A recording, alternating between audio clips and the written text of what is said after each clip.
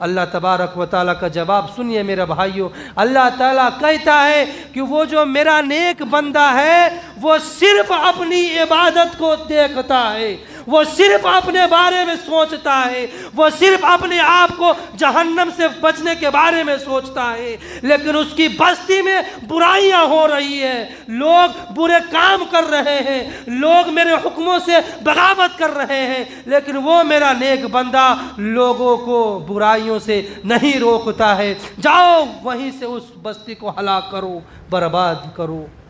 اور میں آپ کو ایک حدیث اور سناتا چلوں، 2-3 منٹ اور ہے۔ ایک مرتبہ میرے نبی نے فرمایا، اللہ تعالیٰ نے حضرت جبرائیل علیہ السلام کو حکم دیا کہ جاؤ فلاں بستی کو پلٹ دو، جاؤ فلاں بستی میں جتنے لوگ رہتے ہیں سب کو برباد کر دو۔ حضرت جبرائیل علیہ السلام آسمان پر سے دنیا میں آتے ہیں۔ دنیا میں آنے کے بعد سوچ میں پڑ جاتے ہیں کہ میں کہاں سے شروع کروں، اس بستی کو میں کہاں سے ہلاک کروں۔ حضرت جبرائیل علیہ السلام دوبارہ اللہ تعالیٰ کے پاس جاتے ہیں اور کہتے ہیں، اے اللہ، آپ جس بستی کو ہلاک کرنے کا حکم دیے ہیں، برباد کرنے کا حکم دیے ہیں، مجھے نہیں سمجھ میں آ رہا ہے کہ میں اس بستی کو کہاں سے ہلاک کروں، کہاں سے برباد کروں۔ اللہ تبارک و تعالیٰ کہتا ہے کہ جاؤ اس کونے سے جو شروعات کرنا۔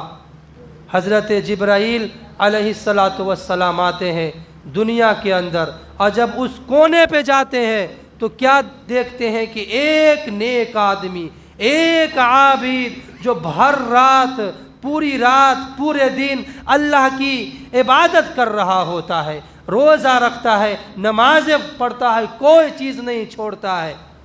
حضرت جبرائیل علیہ السلام پریشان ہو جاتے ہیں، حیران ہو جاتے ہیں کہ اگر اللہ نے ایسا حکم کیوں دیا؟ یہ تو اللہ کا نیک بندہ یہاں پہ رہتے ہیں، جو شریعت کے مطابق زندگی گزارتے ہیں، نمازیں پڑھتے ہیں، روزہ رکھتے ہیں، حج کرتے ہیں، ہر چیز کیے ہیں، یہ اللہ کا نیک بندہ ہے، لیکن اللہ نے یہیں سے اس بستی کو پلٹانے کا حکم کیوں دیا ہے؟ حضرت جبرائیل علیہ السلام دوبارہ آسمان پر جاتے ہیں اور اللہ تعالیٰ سے کہتے ہیں، اے میرے پروردگار عالم، جہاں سے آپ نے بستی کو ہلاک کرنے کا حکم دیا ہے، جہاں سے آپ نے بستی کو برباد کرنے کا حکم دیا ہے، میرے مولا وہاں پر آپ کا نیک بندہ بھی رہتا ہے، میرا ضمیر گوارا نہیں کرتا کہ میں وہاں سے اس بستی کو ہلاک کروں۔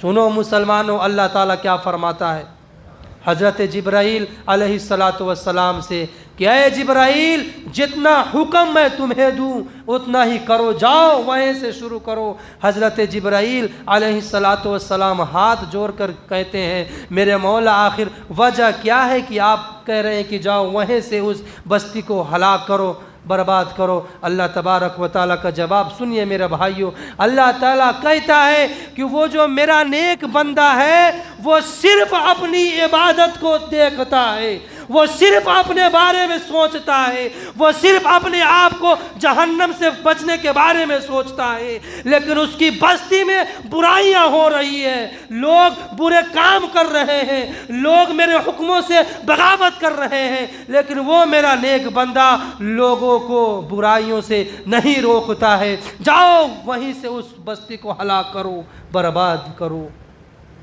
اسی لیے میرے بھائیوں، میں کہنا چاہتا ہوں، وقت نہیں ہے، وقت بھی پورا ہو چکا ہے۔ ہمارا خیر میرے بھائیوں اسی میں ہے کہ ہم اور آپ اپنے شریعت کے مطابق، دین کے مطابق زندگی گزارے۔ جو شادی میں ہم اور آپ فضول خرچ کرتے ہیں، میرے بھائیوں میں ہاتھ جوڑ کر عرض کرتا ہوں، یہ ڈی جے کا انتظام نہیں لگائیے، نہیں تو جو ہماری نسل ہے، چھوٹے چھوٹے بچے ہیں، وہ ہمیں دیکھیں گے اور ایک وقت آئے گا کہ یہ بھی اپنی شادی میں ڈی جے لائیں گے۔ ابھی تو صرف ڈی جے بجائے جا رہے ہیں، ابھی تو صرف نوجوان ناچتے ہیں، ڈانس کرتے ہیں، اور اگر ہماری یہی حالات رہے گی میرے بھائیوں تو یہ ہمارے بچے نہ جانے کہاں تک پہنچیں گے۔ اسی لیے میرا بھائیو شادی بیاہ سے یہ ڈی جے گانے کا انتظام کو ختم کیا جائے۔ بتاؤ میرے بھائیو ہم کریں گے؟ نوجوان ساتھی خاص طور سے بولے، یہ نوجوان اگر کسی کام میں پڑ جائے تو وہ کام جو ہو جاتا ہے۔ نوجوان میرے بھائیو وعدہ کیجئے کہ ہم ڈی جے بجائیں گے شادی میں، کس کے کہیے بھائی، نہیں نہ بجائیے گا۔ ایسا تو نہیں نہ ہے کہ یہاں پہ جو وعدہ کر لے رہے ہیں، باہر جا کے بولے گا کہ امام صاحب بول کے تو جو وعدہ کر لے لیا، ایسی بات نہیں نہ میرا بھائی۔ ڈی جے ہم بجائیں گے، نہیں نہ بجائیں گے، گانا ہم بجائیں گے، نہیں نہ بجائیں گے میرا بھائی۔ چلیے ہم دعا کرتے ہیں کہ جتنے نکاح ہوگا اگر اس میں ڈی جے نہیں بجایا جائے، گانے نہیں بجائے جائے، میں دعا کرتا ہوں ممبر رسول پہ بیٹھ کر میرے بھائیوں کہ اللہ تبارک و تعالی اس نکاح میں برکت عطا فرمائے۔